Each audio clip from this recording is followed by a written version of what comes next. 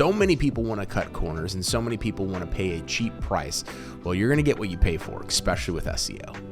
So the difference between your website SEO and the SEO that is on your Google business listing, there's a lot of different factors that go into that.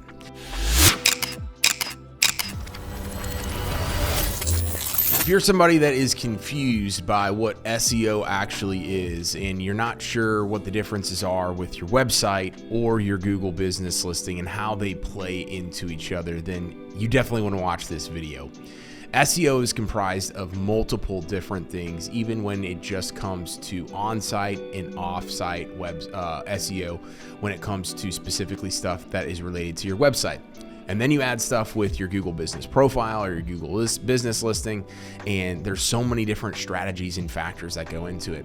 A couple weeks ago, I actually did a live training where I built a brand new website in real time, where I was focusing on a Christmas light installation company that I just built a site for here in St. Louis. And I walked through all of the different strategies, and I only touched on about 25% of the actual workload that goes into building a website and then doing ongoing SEO. So a lot of people think, hey, SEO might be one time, or there's just a couple things that I need to do and it can be done super, super cheap. And that's not the case if you're doing it the right way. And so many people want to cut corners and so many people want to pay a cheap price.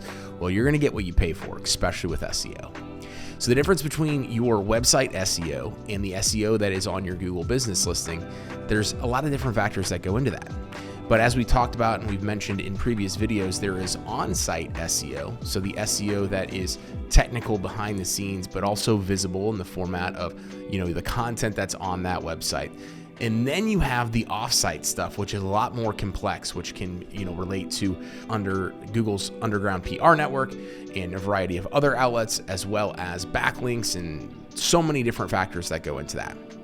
So specifically with the website it's really focused on those two different components, but it is a lot around content and the technical SEO as far as how Google is looking at your website.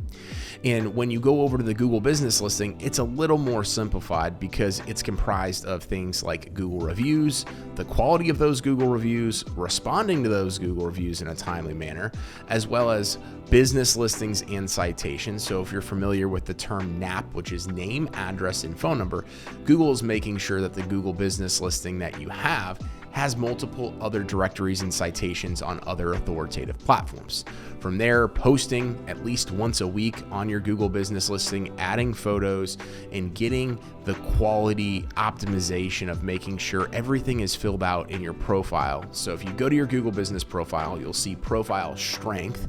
You'll want to make sure that that is green and that you've filled out everything that is needed in order to get the most out of your Google business listing. And that could include things like making sure the description, your hours of operations are there, making sure that you have photos, your logo up there, and then also having the ability to have individual services and products on there. So the Google business listing is going to be that low-hanging fruit because you can have a Google business listing even without having a website, of course, right?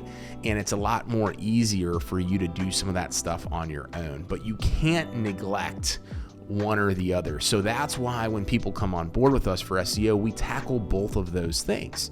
And if you're working or you're doing SEO on your own, or you're working with an agency that's not taking both of those things into consideration, while they are two completely different strategies, they do play into each other. And what I mean by that is if you have your service area, let's just say you service an entire area of St. Louis, for example, and you're saying Google, hey, we do 30 minutes around downtown St. Louis, but then your website only talks about St. Louis, and there's no area served page or suburbs pages or any of those types of things, people are like, well, I told Google in my service areas that I service that, but I'm not ranking or I'm not showing up for any of those things.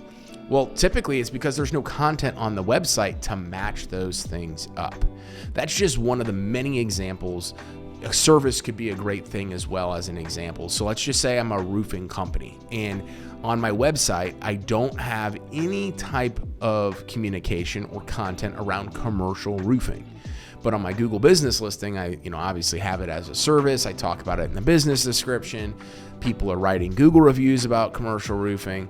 Again, Google's going to look back to the website. Do you have any content there about it? And if you don't, again, you're going to struggle. So those two things, the Google business listing and your website, can work hand in hand together in order to get you the best results and help dominate your market. So I hope this video explains the differences between those two things, how they also work hand in hand, and how you can leverage SEO both with your website and your Google business listing in order to get the most out of your digital marketing.